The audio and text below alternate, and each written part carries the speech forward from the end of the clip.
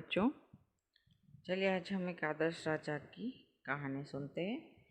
जो आदर्श राजा होते हैं वो हमेशा अपने प्रजा की भलाई में लगा रहता है।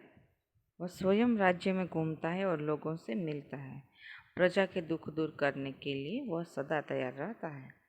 राजा भोज ऐसे ही आदर्श राजा थे। इस पाठ में उनके प्रजा प्रेम का एक प्रसंग दिया गया है। तो चलिए इस कहानी में हम देखते हैं प्रजावत्सल राजा, जिनका नाम है राजा भोज, उसका वर्णन है।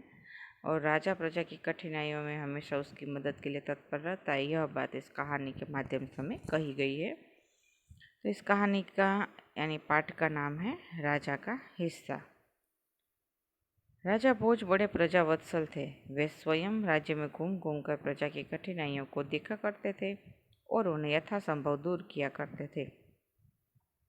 पहले के जो आदर्श राजा थे, जो महान राजा हुए हैं, वो सभी यही कार्य करते थे। वो हमेशा अपने राज्य में घूम घूम कर या कभी अपना वेश बदल कर वो प्रजा के साथ में जाते थे और उनकी समस्याओं को समझने का प्रयत्न करते थे और उन्हें दूर करने का पूरा प्रयत्न करते थे। एक दिन राजा अपनी रानी के साथ रथ पर सवार होकर राज्य का भ्रमण कर रहे थे। वे राजधानी से बहुत दूर निकल गए। उन्होंने देखा कि एक खेत में एक किसान हल जोत रहा है, मगर उसके हल में एक ही बैल है। दूसरे बैल के स्थान पर उसकी स्त्री हल खींच रही है।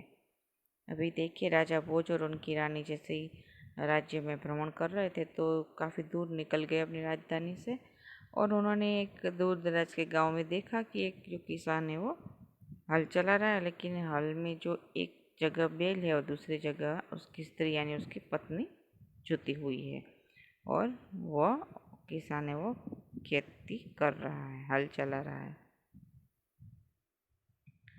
राजा भोज ने रथ रोका और किसान के पास जाकर कहा, भले आदमी, तुम यह क्या अत्याचार कर रहे हो? भला कहीं स्त्री को भी हल में जोता जाता है? राजा ने कहा कि आप अत्याचार कैसे अत्याचार कर रहे हैं? एक स्त्री के ऊपर आप ऐसे उसको जोता जाता है बैल के स्थान पर, और इसके ऊपर क्यों आप इतना अत्याचार कर रहे हो? तो अभी किसान क्या कहता है, देखिए इस चित्र में हमको दिख रहा है, किसान है और हल में उसकी पत्नी जुती हुई है और राजा उससे जाके पूछ रहे हैं, मेरा एक बैल मर गया है, दूसरा बैल खरीदने के लिए मेरे पास धन नहीं है। अगर खेत न जुता तो मैं खाऊंगा क्या? कहकर किसान पुनः अपने कार्य में लग गया। अभी किसान ने कहा कि भाई एक मेरा बैल मर चुका है और मेरे पास इतना पैसा नहीं कि मैं दूसरा बैल खरीद सकूं, और अगर मैं हल नहीं चलाऊंगा, अपनी खेती नहीं करूंगा, तो फिर मैं खाऊंगा क्या? क्या कहकर किसान पुनः अपने खाऊंगा क्या कहकर वो अपने कार्य में लग गया। उसे क्या पता था कि उससे बात करने वाला कौन है। उसने उसके बात में ध्यान नहीं दिया, उसको तुरंत ही जवाब दे के अपना वो काम में लग गया। राजा ने कहा, अरे भाई जरा सुनो तो। राजा ने कहा कि अरे वो तो चला गया अपने हल लेकर। राजा ने कहा, अरे भाई थोड़ा सुनो तो सही मेरी बात। जो कहना है मेरे साथ चलते चलते कहो, मेरा काम क्यों रोकते हो? किसान ने कहा, भाई अगर तुमको जो भी कुछ कहना है मेरे साथ चलते चलते कहो, मेरा काम मत रोको तुम। इस तरह मैं रुक कर बात करूँगा तो मेरा काम रुक जाएगा। राजा भोज उसके साथ साथ चलने लगे। अपने काम के प्रति किसान की लगन देखकर राजा भोज बहुत प्रभावित हुए। वह बोले, भले आदमी, इस प्रकार तो तुम्हारी पत्नी थक जाएगी और थकावट की वजह से कोई दूसरा कार्य भी नहीं कर सकेगी। अभी राजा भोज को उसके साथ साथ चलने लगे किसान के साथ। उनको भी अच्छा लगा कि कितना वो कर्म प्रेमी है और कितना ईमानदार है, वो जो अपने काम नहीं रोकना चाहता, और अपना काम वो काम के प्रति उसकी लगन देखकर वो काफ़ी खुश हुए और उसको समझाने लगे कि अरे अगर इस तरह तुम अपनी पत्नी को तुम इसमें खेत में काम करवाओगे इससे, इस तरह बैल की तरह, तो काफ़ी थक जाए और दूसरा कोई भी घर का काम नहीं कर पाएगी।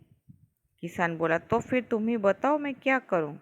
राजा ने कहा, तुम मेरे साथ चलो, मैं अपना एक बैल तुम्हें दे देता हूँ, मगर इतनी देर मुझे काम रोकना पड़ेगा, तुम ही बैल ला दो। किसान बोला, देखिए अभी किसान ने कहा कि अगर मेरी बीवी थक जाएगी तो फिर मैं करूं क्या, तुम बताओ। तो राजा ने कहा चलो भाई, मैं तुमको अपना बैल दे देता हूँ, जाओ तुम लेकर आओ। तो उसने कहा, किसान ने कहा, अरे मैं अगर बैल लेने जाऊंगा तो मेरा काम तो रुक जाएगा, तुम ही मुझे बैल ला कर दे दो, ऐसा कहता है राजा को। अच्छा ऐसा करो, तुम अपनी पत्नी को रथ के पास भेज दो, वह मेरी पत्नी से बैल ले आएगी। तब तक मैं तुम्हारे हल में जुतूंगा। राजा ने कहा, अभी राजा ने कहा जाओ तुम अपनी पत्नी को मेरे वो रथ के पास भेजो, वहाँ पर मेरी पत्नी है, उस वो दोनों जाकर वो उसके पास से बैल ले आएगी, और जब तक तुम्हारा काम नहीं रुकेगा तब तक मैं तुम्हारी पत्नी की जगह पर, बैल की जगह पर मैं जोतूंगा, और मैं तुम्हारे खेत में हल जोत दूंगा। चलो मैं तुम्हारी इतनी मदद कर देता हूँ। किसान इस बात पर राजी हो गया। राजा भोज हल में जुट गए और किसान की पत्नी रथ के पास चली गई। उसने रानी को सारी बात बता दी। रानी ने पूरी बात सुनकर कहा, तुम्हारा बैल तो कमज़ोर होगा, वह हमारे बैल का साथ नहीं दे सकेगा, इसलिए तुम दोनों ही बैल ले जाओ। किसान की पत्नी दोनों बैल लेकर खेत पर पहुंची। किसान बहुत प्रसन्न हुआ।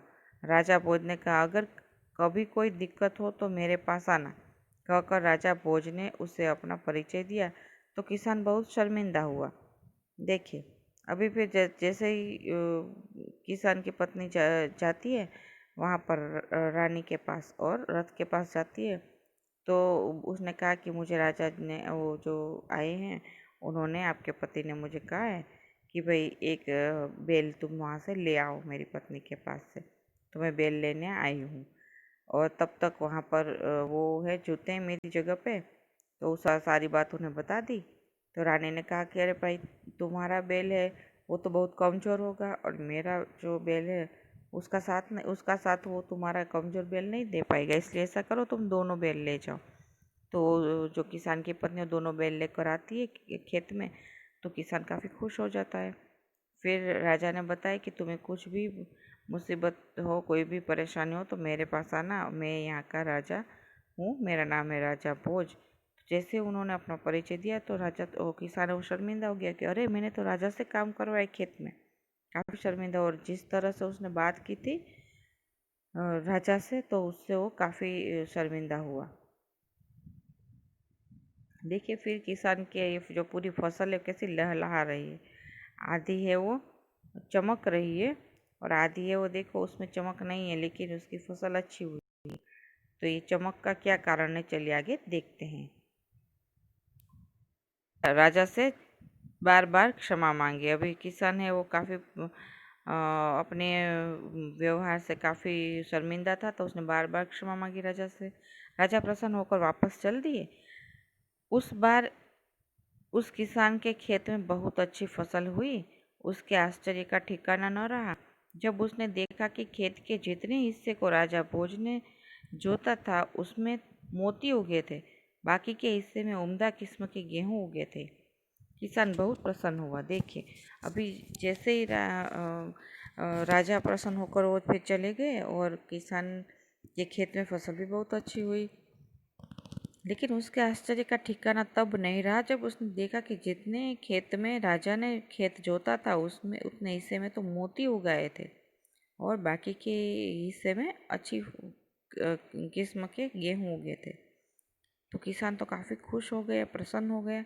किसान ने सारे मोती इकट्ठे किए और राजा भोज के पास जा पहुंचा। उसने सारे मोती ये फसल में जो उगे थे उसके खेत में सारे उसने साफ वाफ करके, मोती अच्छे से साफ करके, सारे इकट्ठा करके मोती वो राजा के पास पहुंच गया। उसने सारे मोती राजा भोज के चरणों में रख दिए और राजा को सारा किस्सा कह सुनाया। वो सारे मोती राजा के चरणों में रख कर उसने सारा किस्सा कह सुनाया कि ये सारे मोती आपकी मेहनत का फल है और इसे आप रख लीजिए।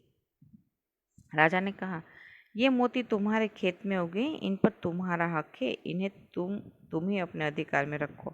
और राजा ने कहा कि ये मोती तो तुम्हारे खेत में उगे इसलिए तुम्हारे हैं, तुम अपने पास रखो इन मोतियों को। नहीं महाराज, यह आपके परिश्रम का प्रताप है, इसलिए मैं इन्हें नहीं ले जाऊंगा। मेरी प्रार्थना है कि आप इन्हें राजकोष में जमा कर लें और गरीबों की भलाई के लिए काम में लें। किसान ने प्रार्थना की।